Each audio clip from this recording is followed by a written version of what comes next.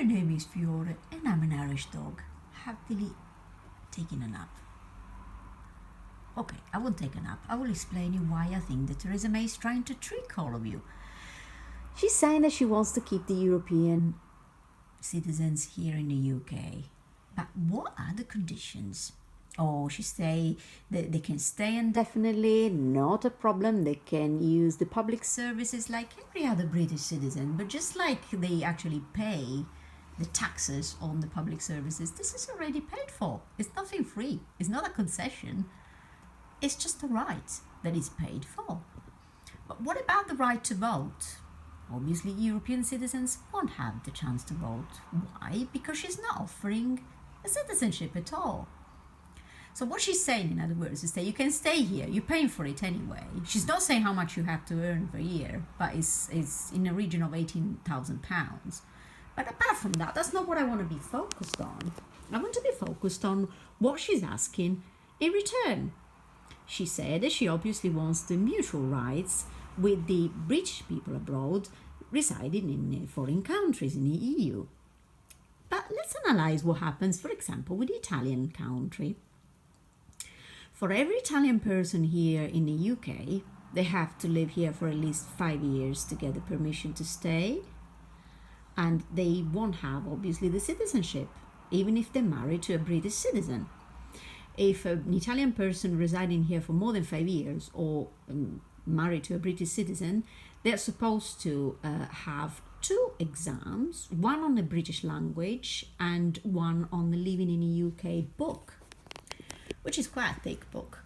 These 2 exams, of course, are not for free, so you have to pay at least £300, book your exams and go to the specifically required place, which is the nearest one to you. In that case, if you're from Scarborough, I suppose the nearest one is in Leeds.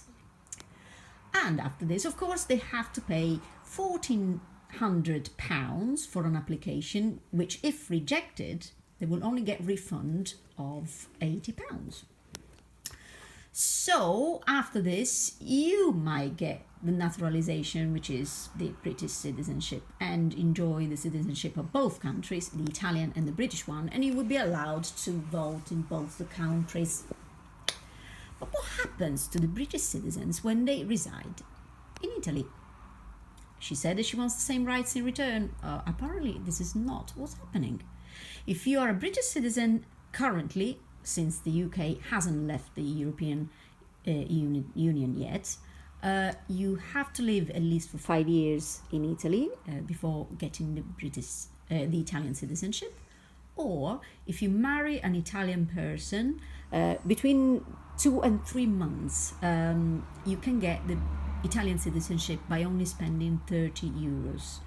And what you do basically, if you marry an Italian citizen, you basically report it to the council, to the local council. You say you married the person, you bring your marriage certificate, and you tell them where you reside. And the place you reside, the police will come around at about within 2-3 months and will just check you have a bed, you eat, you're there basically. They just have a look at the house and say, okay, you live here, it's fine, you're granted the citizenship. They get it within, you just go to the local council. It's very, very cheap, as I said, €30, and then they can stay indefinitely in Italy. So they have the double citizenship. This is not exactly what Italian citizens do in the UK, apparently. Of course, once the British people get the citizenship, they can vote in both the countries for both local and national election.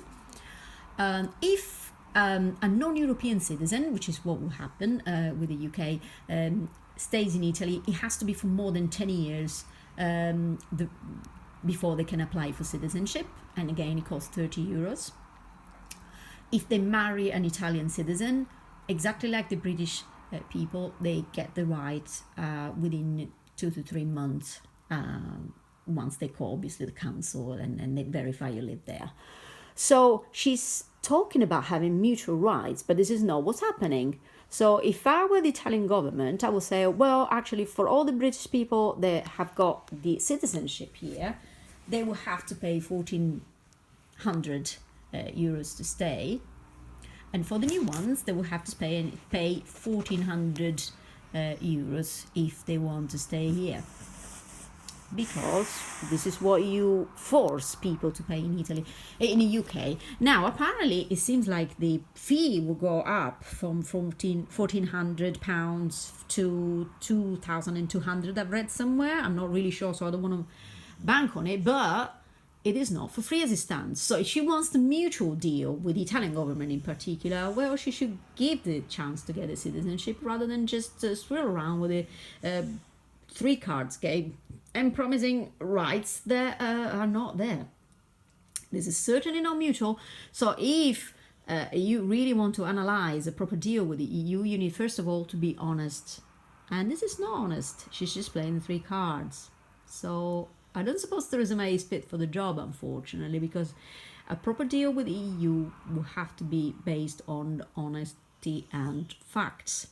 And the facts are that she's not giving the same rights to the people here as the people from the UK.